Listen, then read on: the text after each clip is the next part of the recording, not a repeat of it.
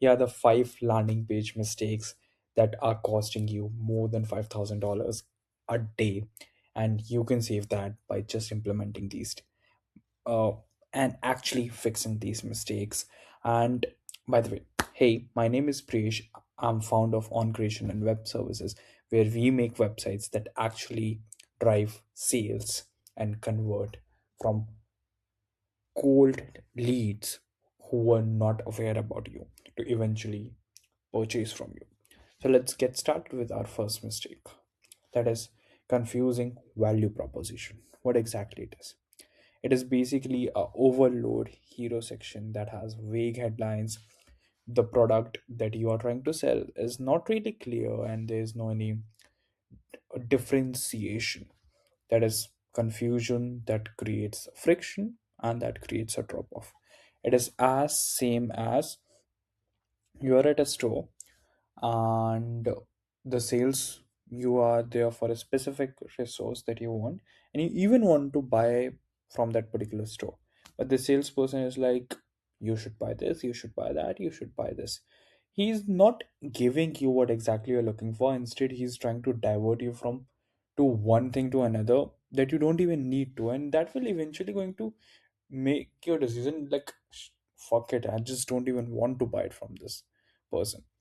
So this is how it happens on site. If you see the number, the first version, there is like very vague headline. There are no proper call to actions. Like what exactly does the visitor wants you? Does the site wants you to do? Like does it wants you to like fill up a form or like sign up for something or what exactly? And when you see this clear version, it has cut AWS cloud cost by 30% in 90 days. Very simple solution for a very specific audience and with a very simple call to action like watch a demo how it happens or analyze my speed. So a very simple example how exactly you can do it. You just have to simplify what exactly you're solving, for whom you exactly are solving, and what action do you want them to take, and as simple as that.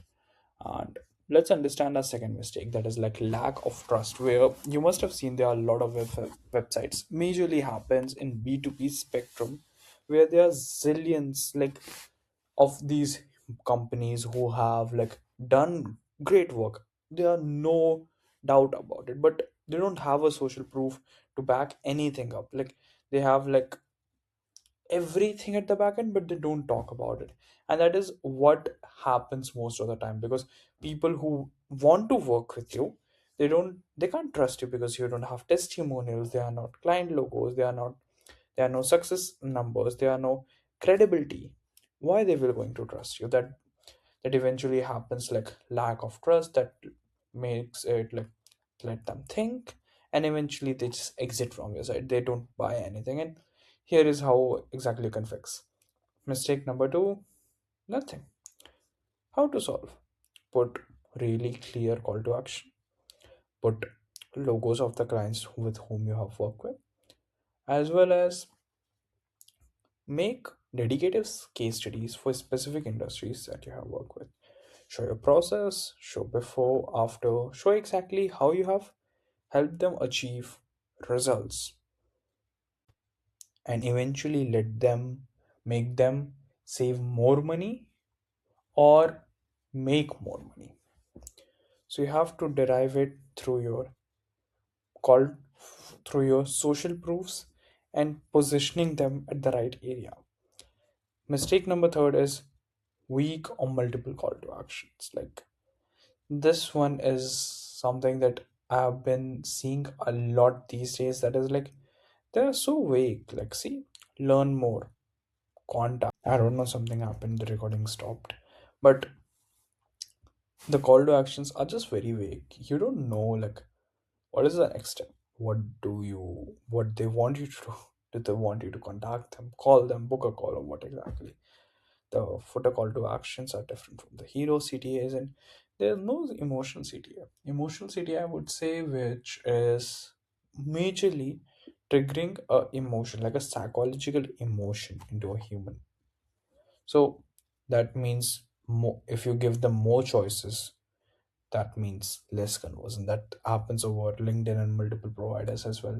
The more option we have, like to watch, the less we tend to watch, because it's hard to decide what to watch actually. And how you can solve is with one single primary call to action that is repeated throughout the page, as well as add urgency for benefits that is get your free audit and it's expiring in next 24 hours, something like that. Here is how exactly you can do it.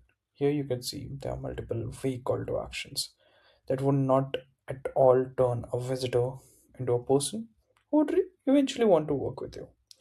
And this is how you do it better. You make or you present a very good offer, a very good messaging, as well as a simple call to action.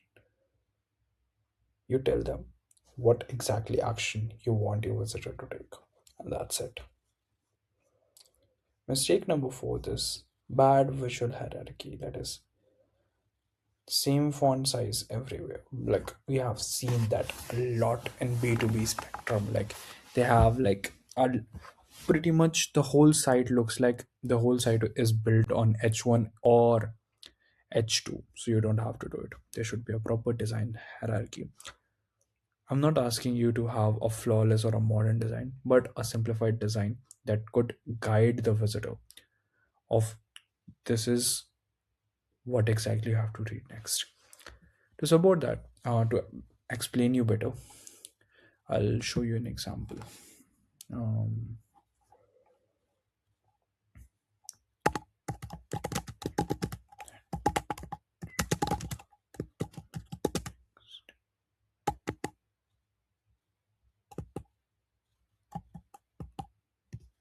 Hierarchy. Yeah. Hmm. I feel this will make a lot sense. See, headline, subheadline, text. This is how the format of your landing page should be like. Wait, I'll put it here. Yeah. See, first emphasis should be put on headline, then subheadline, then text. This is how, if you're working on your landing page or on your website, this is how you should be maintaining the hierarchy. Again, there should be no random spacing, no clear visual flow. Basically, when there are multiple types of visuals, like one is where, let's say, you're using 3D elements, and one you're directly using 2D elements, that breaks the overall flow of the scrolling. And the last one is CTA is not highlighted enough, because let's say if you are trying to sell gold at,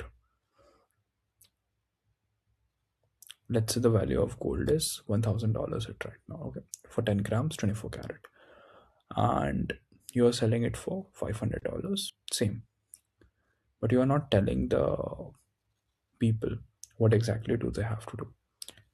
How will you going to make the sale? How will they eventually be able to buy from you?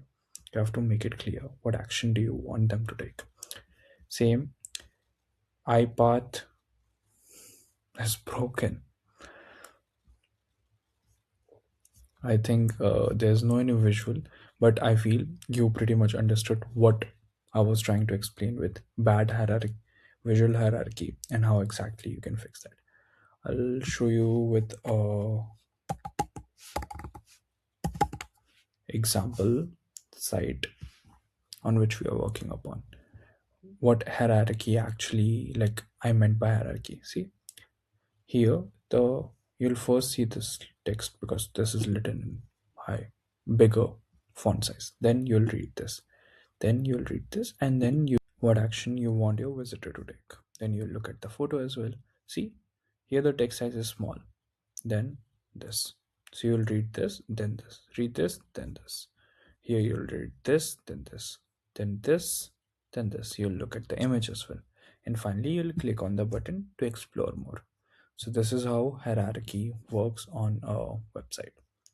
Let's go to our fifth and the biggest mistake, that is too much text equals zero cognitive ease. The less the text, the more the conversion. That does not mean that if you put just buy now and you will have 100% conversion rate, what actually means here is the more clear your offer will be, the more clear your subject matter will be, like what you're trying to sell. It would be easy for your audience to also understand and eventually purchase it. So there should not be long paragraph, complex language. There should be a proper visual hierarchy for them to make understand it. See here, if you see, the text is in bullet points.